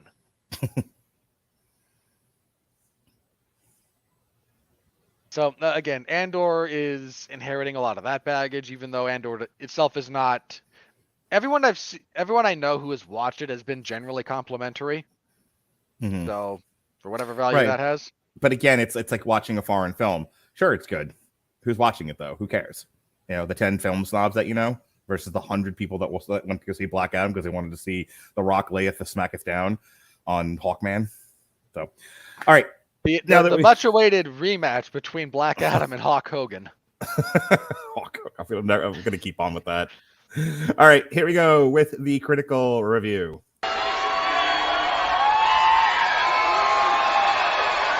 Are you ready? No! I said, are you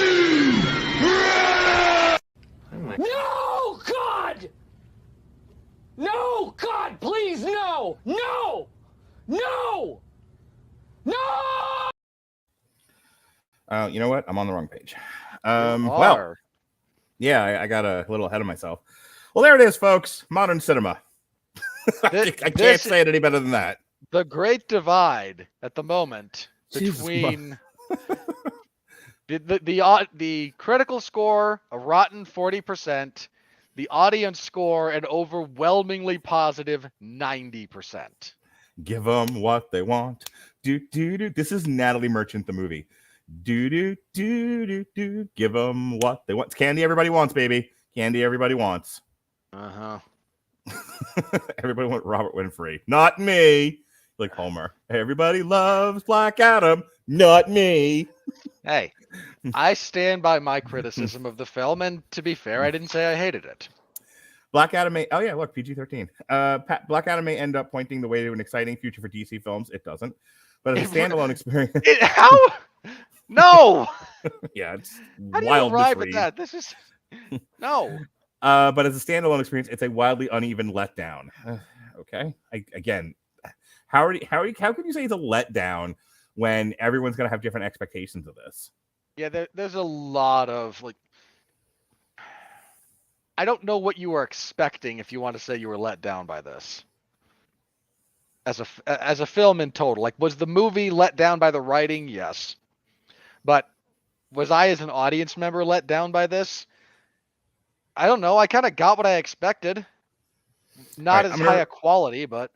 I'm going to read this to you, but then I got to run to the bathroom real quick. Candace McMillan of Seattle Refined.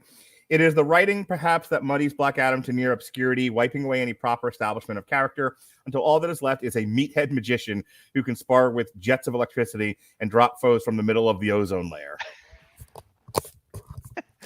Well, Mark goes to reassess his life.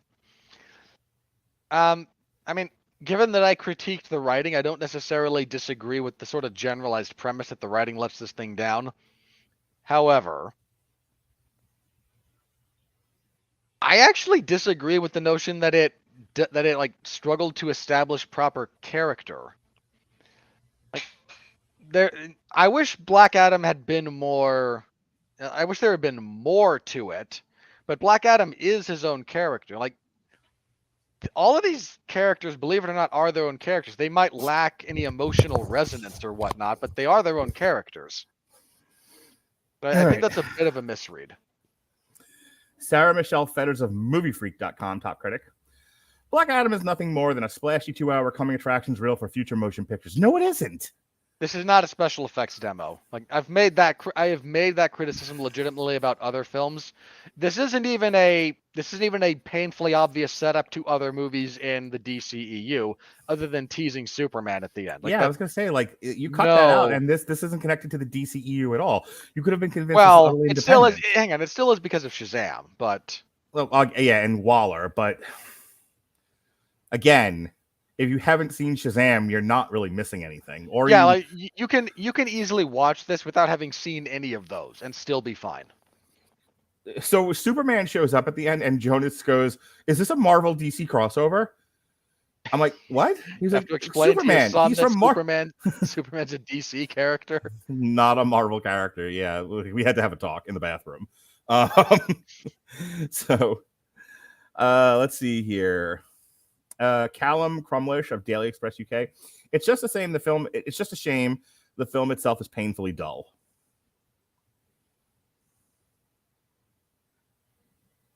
It's not painfully dull. It's a little one note. Like you and I mentioned this. Hang on. This movie might have good pacing, generally speaking, but it's real samey from start to finish. Yeah. It's a lot of fist fights, but people want a lot of fist fights. Chris said, I mean, again, look, you can say it's samey in a way that you enjoy. Fair enough. It is very one note. Chris Swain of Hub Pages. With a horrid script, lackluster performances, and a waste of potentially awesome characters, Black Adam is an explosive $195 million anti-heroic dud. Again, if it makes money, it's not a dud. It's a little early to claim that. You don't understand what dud means in this instance, sir, until you've seen the receipts. That's not how that works. Andrea Chase of Killer Movie Reviews. The writing is just so much connect the dots to get us from one overall battle sequence to the next, and too many of those dots were skipped. Yeah, but if this was a Marvel movie, you'd be fucking, painting the screen white. Look, you're not wrong about that, and I absolutely mean that. These people give Marvel all kinds of passes. That said, it's not wrong to say that this is a lot of, that's how a lot of the writing goes. Ryan Syrek of The Reader of Omaha, Nebraska. Dwayne wants to see himself as a vigilante superhero with godlike powers. So now I have to review Black Adam, which is 2 hours of noise and lights vaguely in the shape of a movie. Nobody cares about your fucking blog, sir. You are projected way too much of your personal angst into this. Jesus, Mary and Joseph. Was that supposed to be a professional review or your fucking taped conversation with a buddy at a bar? He writes for the Omaha Reader. It could be both. Eric Kane of Forbes, an actual publication. Forbes. Tepid, lukewarm, mediocre, bland, sluggish, perfunctory, dull, anemic. All with periods. Aren't you just special? Hey, the New York, not the New Yorker, but the guy who writes for New York Magazine and Vulture got it right, and somehow that guy didn't. Our friend Armand White from National Review checking in. This old guy. Armand White. We love you, Armand White. You are my favorite guy to read from. You're Mark's father. That's right. My black dad. We now know so much about the behind-the-scenes content making and celebrity that Black Adam's attempt to exploit the political moment and audience taste is insultingly obvious. I heart you, Armand White. Never change. How in the world can you possibly arrive at that conclusion? He looks for boogeymen when there are none. How do you look at this movie and go, this movie has aspirations to discuss the current political climate in any way, shape, form, or fashion? If by political climate he meant Middle East in that general terms. Michael Medved of the Michael Medved. You mean this movie that was shot a year ago when all was peaceful? Michael Medved of the Michael Medved Show. We hate you, Michael Medved. We hate you. Mark would not break for you if he saw you crossing the road. Not even a little. The plot is almost impossible to follow. You're a fucking idiot, dude. Look, it might be stupid and it might be full of crappy Deus Ex Machina backfilling, but it's not hard to follow. No. But the characters are intriguing and occasionally amusing. You can't avoid the impression that the whole is just a setup for a future installment. Jesus, Mary, again with this? Is set up for a future installment of what they hope will be an extended franchise. Oof. No. Yeah. Okay, are they looking to make more of these? Yes. Is this movie hinging itself on, well, we'll fix it in the sequel, like so many movies you and I have reviewed? Like Pan. Remember Pan? Right. Hey, Yes. we'll address it in the sequel. We'll address it in the sequel. We'll address it in the sequel. You're not getting a sequel. All right, I want to read this one quick, and then I think we're done here, unless I can find my friends. Caroline Seed of Fox 10 Phoenix, top critic. The messiest superhero this side of Morbius. Black Adam, nevertheless, has a certain charm and even a few intriguing, if not downright radical ideas on the margins. Okay, no ideas. Not an idea movie.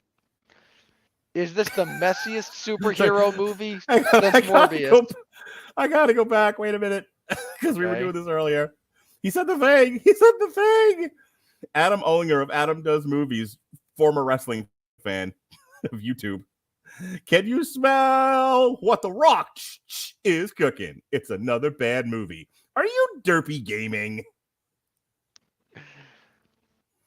Yeah, he's hiding on the alt account Derpy of the 501st to talk to us. Let's see. Is there anything else good here? Josh Willing of comicbookmovie.com. Come for The Rock's pitch perfect take on Black Adam and stay for an unmissable post-credit scene. Then just try to forget everything else because this brainless, brawny superhero movie is not the fresh start the DCU desperately needs. Except that it wasn't trying to be that. It's okay, hang on. I don't think he was saying that this movie is trying to restart the DCEU. I think he's commenting, look, you and I have mentioned it. Boy, is that thing a mess. And it is in desperate need of a fresh start. Mm-hmm. And this movie is not quite that. And I do think that's an accurate observation. I'm not sure if it's a fair criticism of the film, but I do think it's accurate to point out in the state of things. Look, it's like when a girl or a guy tries to make amends and get back together with you. Sure, they could do something flashy and over the top and romantic. So many of your metaphors. I don't know. Anyway, or you could just make small gradual changes and try to be a better person. Everyone here is looking for romance. I want small, radical, personal changes that make you a better person. And let's grow together. Because the big, sweeping, grand romantic gesture only will take you so far. But if nobody changes, you're right back to where you started. Come back for Love Lines with Mark and Under Duress for Robert Winfree. Look, if you want to have that podcast, you're doing it with the wrong guy. Speaking of the right woman for the wrong man, I'm just not Tanya Lamb of Lola Lamb Chops. I'm just seriously very much not in the right headspace to do that podcast with you at this moment. If you want to have that podcast, we need to rethink things. And I'm game-ish, but you got to give me a heads up about that. Yes, sir. The former Mrs. X Robert Winfree, Lola Lamb Chops. Formulaic, but also entertaining. Black Adam has its faults, but there's enough to work with to excuse some of them. I'm a sucker for an anti-hero with a heart. Aw. Well, that's no wonder you and Robert got along so well in the beginning until your marriage fell apart in the future. Because all you could make were grand, sweeping, romantic gestures about heroism and violence. Nice. But you couldn't actually change in the ways that I needed you to change. Story of my life. Roger Moore, Robert's father of Movie Nation. Stunningly decorated tedium, as boring an experience as any sentiment cinema goers going to have at the movies this year. Any sentient cinema goers, and much as I approve of you insulting the general theater-going audience as not exactly sentient or sapient creatures, because most of them aren't, I don't think it's fair to project your sense of boredom with this onto everyone else. Look, was I thrilled by this movie? No. Was I bored at times? Yeah, I was. But I'm not ignorant to the reality that plenty of other people in this instance did enjoy it. Hey, Jeff. Hey, Jeffrey Harris of 401mania.com. DC's Black Adam is lacking. The Rock leans too hard into stoicism for his performance, so much that Black Adam never truly comes into his own as a character. We kind of did the same thing. We did talk about that. Not entirely wrong. Yep. All right, Jeff, you get a pass. You can be our friend. Well, and to be fair, if you look at what Jeff rated it, he rated it like a 5 out of 10. Mm-hmm. And if we're talking pure craft review for this thing, I don't think that's unfair. That's average. I mean, and 5 is right smack in the middle. Whitney Seibold of my best friend, Whitney Seibold of Slash Film. Black Adam feels more like an outline than a finished film. Well, there's definitely a lot of strung together. Our friend didn't do this one. Where'd he go? Again, he hasn't submitted. When it comes to the writing of Black Adam, yeah, it feels more like an outline than anything else. Or what's the movie that's like barely?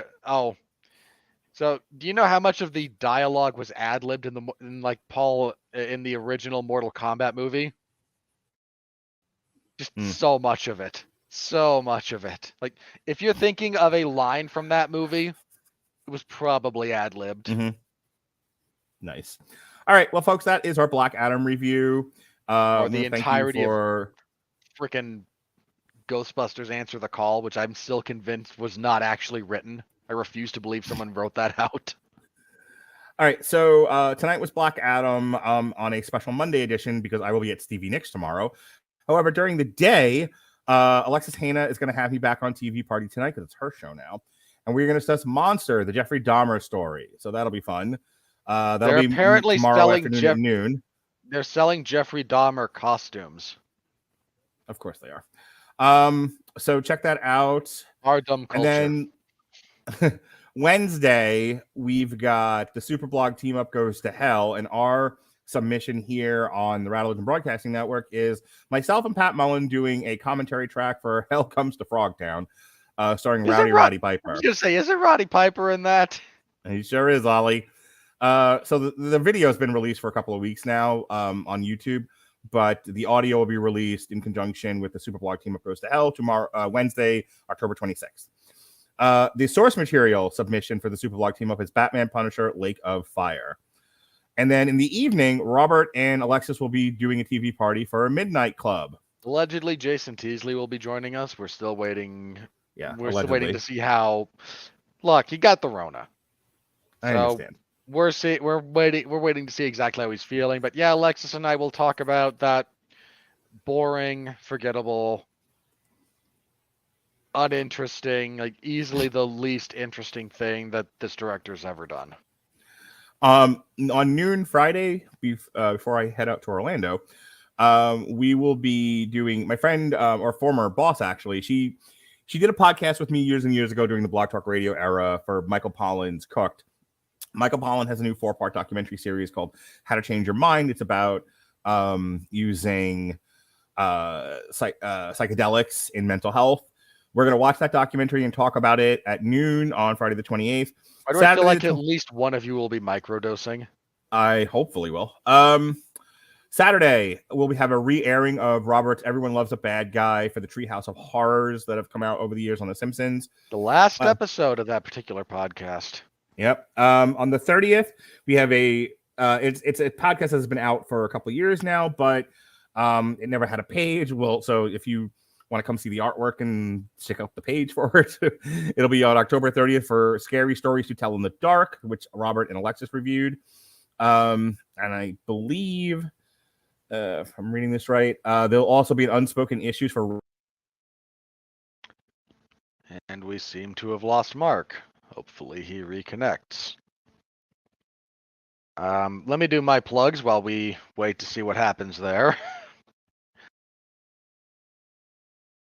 If anything great. Let me see if he's going to update me on that. My plugs for this week. This last Saturday, I covered UFC 280, which took place at the, which was the UFC event for the week. Great event on paper, kind of lackluster in practice. You can get my full breakdown on that, the good, the bad, and the otherwise, over on the 411 Ground and Pound MMA podcast, which I record Sunday evenings. And if you're interested in the wide, wacky, wonderful world of mixed martial arts, please do stop by, say hello, give that a listen. I always appreciate it. And we got Mark back. I don't know where you lost me, but I don't care anymore. Just finish. You were doing plugs. Okay. Something about the Unspoken Issues for Superblog Team Up Goes to Hell. Oh, wow. You missed the whole end of that then. It doesn't matter. Just check the schedule. Stuff will be up. Go. I cover professional wrestling a few nights a week. As soon as we're done here, I'm going to eat dinner and then cover AEW's Dark Elevation, which is out now, but I will do that because I would normally do that now, but we're recording this show now, so you all get me instead of that. So I will do that, and then MLW, if they start releasing stuff again, which they should in the nearish future, they've got a new deal for their content apparently with some place. So that should be up and running again fairly soon. And when they start releasing content, I will be reviewing it because I cover MLW. And Friday, WWE SmackDown. This week they're on FS1 because of something on Fox. But they're continuing the build to Sweet Sweet Saudi Blood Money. Roman Reigns will be there, so Logan Paul might make a run in. Who knows? You tell I have ethical objections to this to the Saudi shows, or the sports washing that went on with the UFC in Abu Dhabi, or the children of Ramzan Kadyrov being cage side, or Kadyrov's. Okay. No, I'm trying to get you in trouble on this one. Hang on. I had to listen to your transsexual blowjob metaphors. You can. I wrapped it up quickly though. Wrap yours up quickly. Come on, I got shit to do here. So, again, WWE SmackDown on Friday, and then the UFC event on Saturday, assuming it actually happens. That poor card. It's in kind of a shambles at the moment, so we'll see what they can scrape together. Oh, not this. Sorry, this week's okay. Next week is the one that's in real shambles. But we'll see. They'll juggle something. This week, it's Calvin Kattar and Arnold Allen, which is a pretty good main event. The rest of the card, again, not that great. But if you want the full preview, as I already mentioned, the 411 Ground and Pound MMA podcast, so give that a listen. And damn you, Hollywood will be back next week for Pray for the Devil. Yes? Yes. All right, folks. For Robert Winfree, I'm Mark Radulich. This has been Damn You Hollywood. Thanks for checking us out. Hey, if you watch this live, we appreciate you. We do. If you were just trolling us, not going to get a reaction out of me. Sorry. Just going to block you. Bye. Be well, be safe. Be well, be safe, and behave. Hit the button. Where's the button? Where are you, button? There we go.